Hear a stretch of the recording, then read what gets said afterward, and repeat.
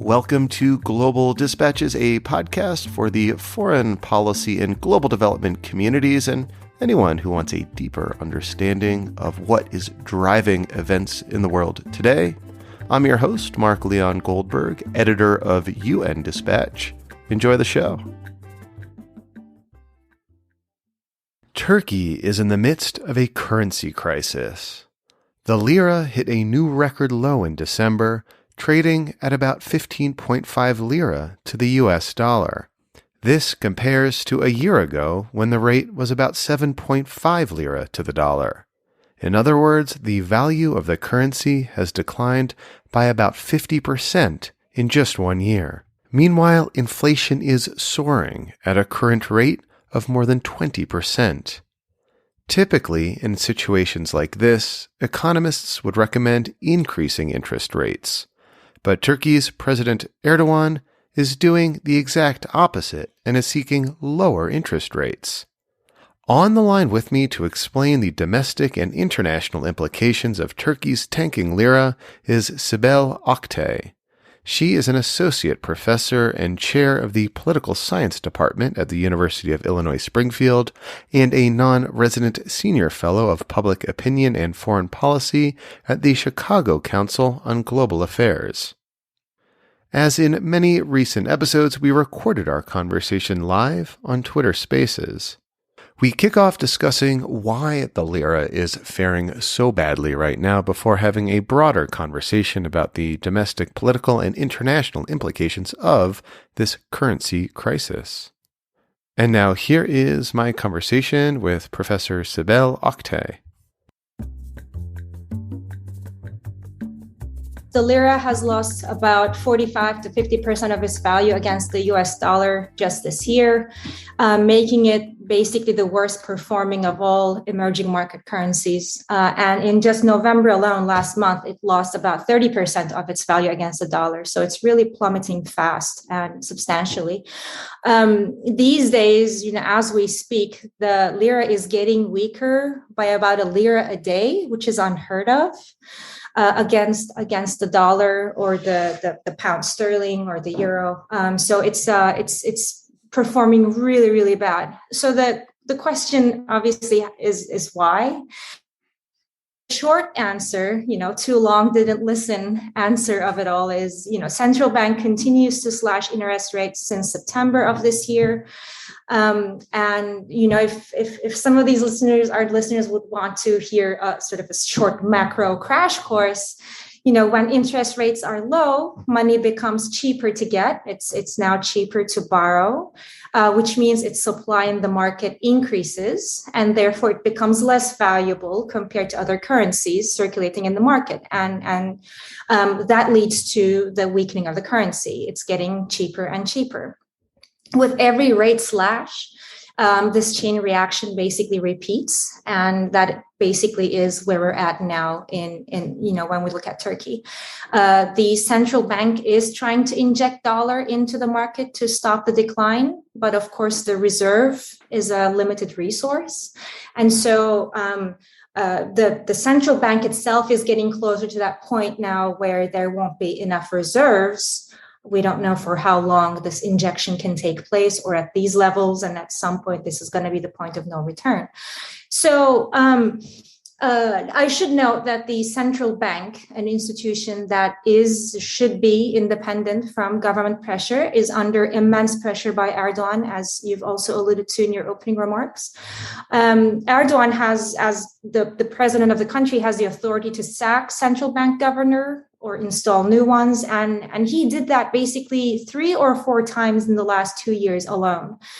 And the last governor of the bank, Naci Ağbal, served for only about 4 months, and he was removed shortly after he increased the interest rate. So basically you have like the economist, the guy who, is in charge of stabilizing the Turkish economy, doing what is conventional when in situations like this to raise interest rates.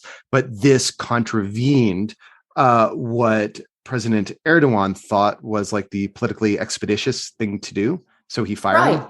That's basically what he did, because as you've also said, he is very outspoken against high interest rates. And from his perspective, he thinks low interest rates mean greater economic activity and therefore economic growth. And he thinks that's exactly what Turkey needs. When it's easier to borrow money at these low rates, which is right now at about 14%, with these low interest rates, he expects people, ordinary people, men on the street, to spend more on consumer goods. And he also expects entrepreneurs or other businesses to take more loans at cheaper borrowing costs to grow their businesses, export goods because now the goods are cheaper, and so on and so forth. So he thinks that, the lower the interest rate, the better for economic growth. And to be sure, there is some truth to this line of argument, both in terms of economic theory, but also in terms of the numbers that are coming out.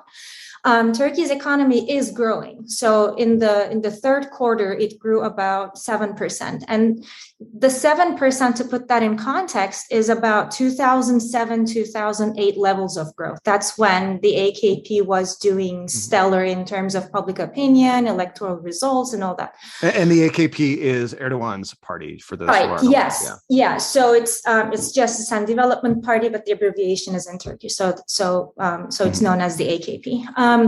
But the problem is, yes, there's economic growth, but the growth is not really reflected on people's pocketbooks, right? So people's everyday economic outlook does not speak to that 7.4 or 7% economic growth rate. And so that's a major problem that explains this disconnect because of high inflation, and I can get to that too. So how is this current economic crisis impacting the daily lives of people in Turkey right now? Like, what are you hearing from friends, family, contacts who are in Turkey? Right. So it's because of also high inflation, the interest rate being low isn't doing much in terms of turning the economy around and generating growth that actually helps people live better lives. And so people are suffering, right? You go on Twitter and every day you read these devastating stories as a result of these high inflation rates. You said the official numbers are about 20%, but independent agencies calculate this and get 60%. So that is a wild discrepancy between the official records and what independent agencies come up with. And so if, even within that range of numbers, right, people are basically, like I said, suffering. And you read these stories and see these photos from grocery stores, these price tags on basic necessities like, a stick of butter. Or one example that I thought was really fascinating was, I saw this styrofoam plate in a grocery store wrapped with stretched saran wrap, selling sliced cheese, like American, like Kraft singles. Those are sold now by the each in grocery stores because the full pack is too expensive. And there are limits to how many of an item you can buy. It's not like, sanitizer or toilet paper, which is what we saw last year here in America because of the pandemic, and everyone was basically ransacking the grocery stores. But it's basically, stuff like a pack of like hot chocolate mix. You can only buy one. And because the government also thinks that if you hoard these goods in massive numbers, that leads to price increase, and it's not really inflation, but it's about these hoarding behavior that cause an increase in prices, which is unfounded. So given like the obvious discontent that such inflation causes when the individual purchasing power is so sharply decreased, and you have to buy cheese by the slice when you used to be able to buy a whole pack, what sort of political implications is that having in Turkish politics right now? Right. So obviously people are increasingly disgruntled by the economy, and they can see that, their savings are eroding, their paychecks are, disappearing into thin air, right? And I see people saying every day how they are making less money today than they were making 10 years ago because of that purchasing power, that decline in purchasing power. And so you watch the news, you see these younger folks on the street, they get a microphone and they start speaking to these reporters saying, we want a better future, we want better high paying jobs, we want opportunities to travel, to go see a movie, to go see a play. We want to do the things that young people are supposed to do, right? As opposed to, thinking about how they're going to bring money home the next day and care for their families. Meanwhile, the government isn't. The government is trying to respond to this, obviously. So Erdogan recently replaced his finance minister and appointed the deputy, the former deputy of the deputy minister Nurettin Nebati, and the central bank is trying to inject money and ease this. And so Erdogan is also trying to, I guess we can call that a cabinet shuffle, and inject new life and faces into the political arena. But of course, everyone, including, I believe, our listeners, who has even like a remote idea of how Turkish politics operates these days, know that, this is just window dressing, right? All the buck stop with Erdogan. That's just a fact. And so, and I mean, Erdogan was very much, at the forefront of this current trend that we are now in the midst of democratic decline, backsliding, and sort of the consolidation of power around like the strong man. I mean, do you foresee, I suppose elections are in 18 months from now? Do you foresee this economic crisis impacting his ability to secure re-election and to further ensconce himself in power? I don't think anyone has a right answer to that. I don't think anyone can say with certainty what's going to happen. Not even the most seasoned Turkey watchers, I would say. So when I checked the most recent polls. There was one from early November that showed that AKP was polling at about 22 to 23%, and the Republican People's Party, the main majority, opposition party, was polling at about 19%. But importantly, in that poll, 17% of the respondents said that they were undecided. That is a huge margin. I mean, whoever gets that 17% basically forms a new government. And that just goes to show how dissatisfied the electorate is with the current political landscape. About 1 in 5 people say that the landscape does not represent them, or none of the parties represent them. So that's a huge margin to fight over. So like you said, the elections for both the legislature and the presidency are scheduled for 2023. That's the Republic's centennial. But now, of course, given the economic outlook and the current crisis, there's now more and more calls for an early election in 22. Right now, from where we're standing today, that is obviously not in AKP's favor. And so, in several previous interviews with press and in different statements and different venues, Erdogan said that they won't have an election up until it's scheduled for 23. However, just today, the government announced that it was increasing minimum wage to some 4,000 liras. That's about a 50% increase. But given the currency exchange rate, that makes only about $275. And that actually is about $100 less than what the minimum wage was back in 2008. So that just shows how much weaker the lira is today than it was 5 years ago, 10 years ago, 15 years ago. And so go ahead. Sorry. I suspect this is the government's short-term strategy to dampen the crisis a little bit, just to show that Okay, so we are increasing the minimum wage. About 6 million people live on minimum wage, and so that's a good chunk of the electorate. And so if the government can find that narrow window to ease the economic crisis, create some optimism, and then call for early elections to ride on that wave, I think that's the only way out for them. But that's a very short-sighted viewpoint, obviously. So I'm curious to get your sense of how this crisis is impacting Turkey's foreign policy. I think it's fair to say that over the last several years, Turkey has had, a rather, unrestrained foreign policy. It has been a key player in disputes in the Gulf region, in conflicts in North Africa, in Libya in particular.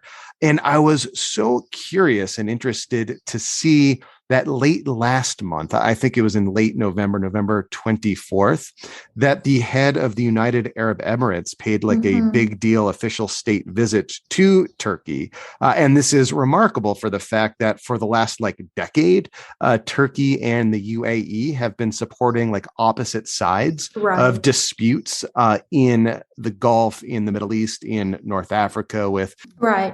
How could you, sorry, I got a phone call on my phone in the middle of that question and it shook me. But anyway, so what do you make of this? Right. So, when you're between a rock and a hard place, you turn to former adversaries, right? And I guess that's exactly what's happening with Turkey, thawing relations with the Emirates. Some pundits say this is like a sort of a conflict fatigue or whatever that is. So, it's become far too long. This sort of adversary relationship has been going for far too long that no one can really understand why we're still doing this, or, we're just, let's look ahead. And because there is now opportunities for both the Emirates and Turkey to get something out of this terrible economic situation that Turkey's in. So it's right now going back to the point about the Emirates paying a visit. So basically, the leader of the United Arab Emirates, I believe, like you said, paid a visit in November, and they made. I believe they also made a currency swap agreement for about $10 billion. And,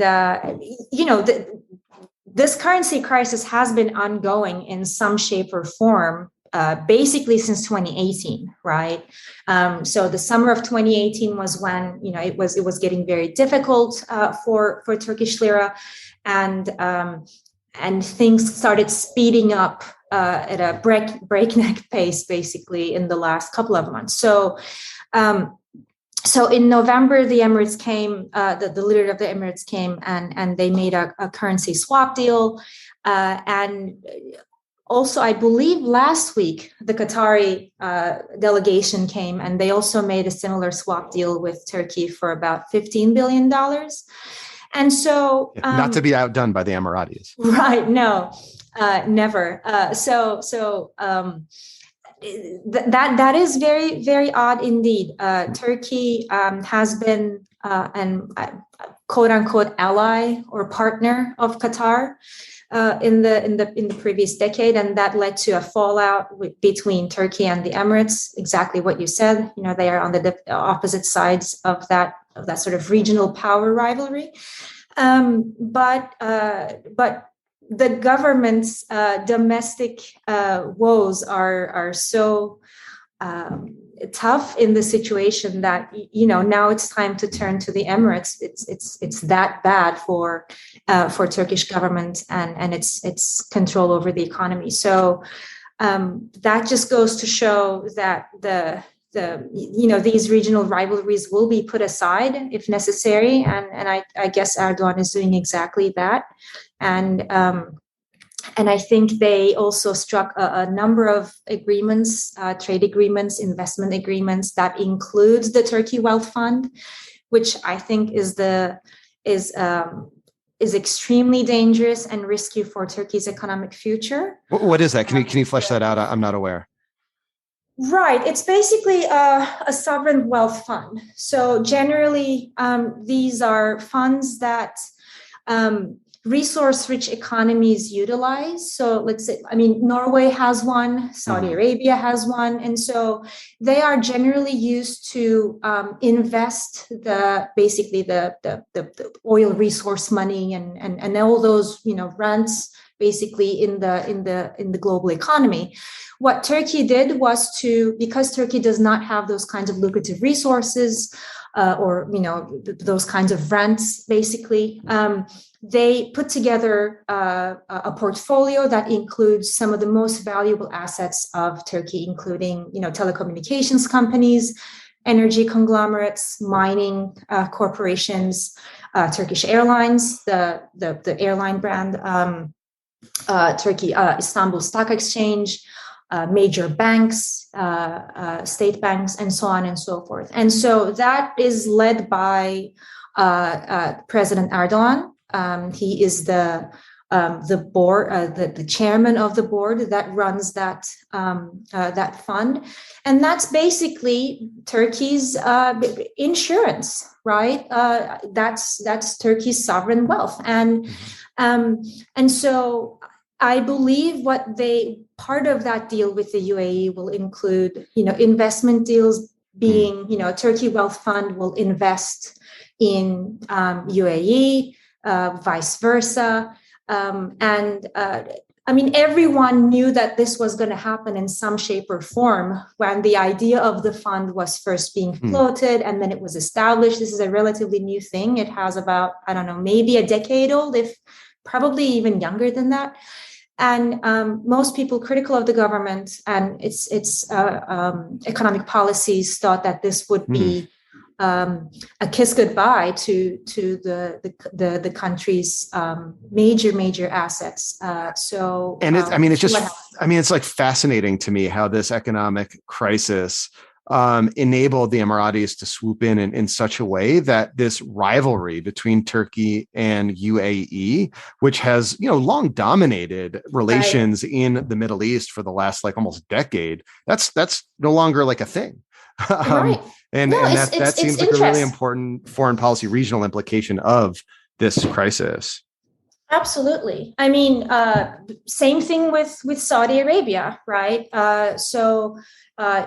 Turkey was pitting against Saudi Arabia precisely because of its close relationships with Qatar.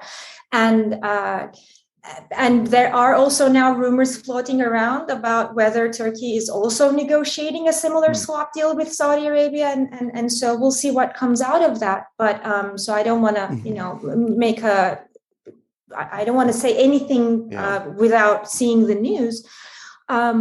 But that just goes to show how interests are, they always reign supreme. So I'm going to open this up for comments in a moment. But Sibel, let me maybe ask you one last question. Sure. You started this off by saying that the lira is depreciated by $1 a day or a lira a day to the dollar. It's bad and getting worse. In the coming sort of days or weeks or months, is there any sort of inflection point that you'll be looking towards that will suggest to you how this crisis will unfold further? I really can't say.